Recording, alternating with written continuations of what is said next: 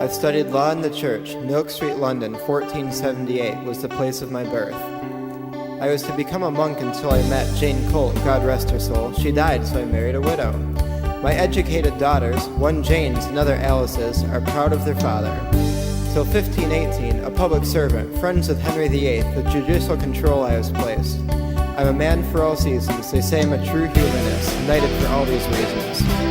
But above all things, I'm a writer and a visionary, like my friend Erasmus.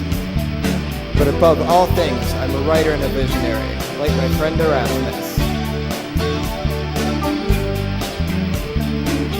I helped Henry with writing. Together we wrote Defense of the Seven Sacraments. This time I'm writing for a greater purpose. I want to change the world. It must be better for both of my girls. I want it to be about politics in a perfect world. It would make Plato proud. Adventurer Raphael Hathliday will be my character, living happily ever after.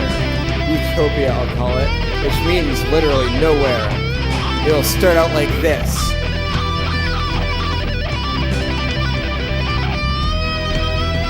Start out like this. Henry VIII, the unconquered King of England, a prince adorned with all the virtues that became a great monarch, having some differences of no small consequence with Charles, the most serene prince of Castile, sending him to Flanders as his ambassador, retreating and composing matters between them. It will be my masterpiece.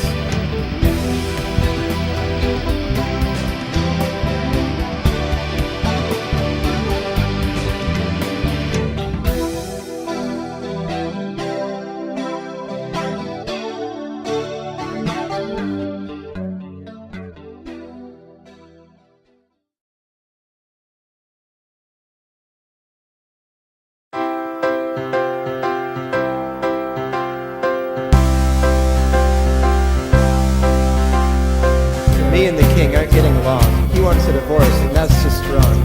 The whole Protestant thing is getting me down, so now I am writing books and opposing the crown. And I've been appointed as Lord Chancellor. When he asked permission for divorce, I showed him the door. And now the king is denying the authority of the Pope, and he's been reading the teachings of Luther, and I'm losing hope. I think I'll step down. There's no point in opposing the crown.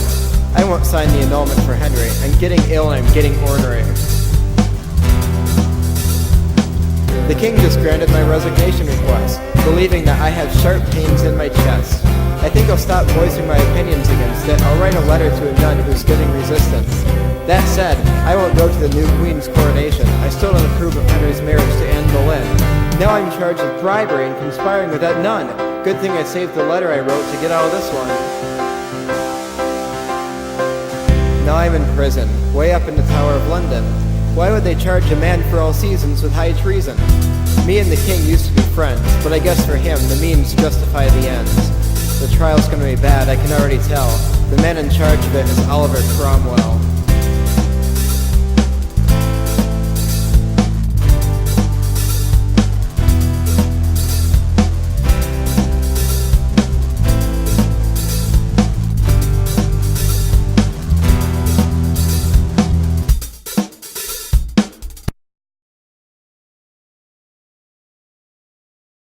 The trial isn't exactly going fantastic.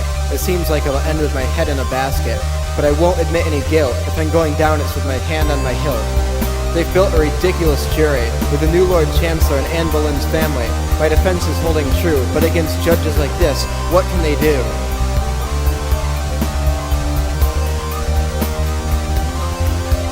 I've been sentenced to be hanged, drawn, and quartered, but now I'm to be beheaded on the king's orders.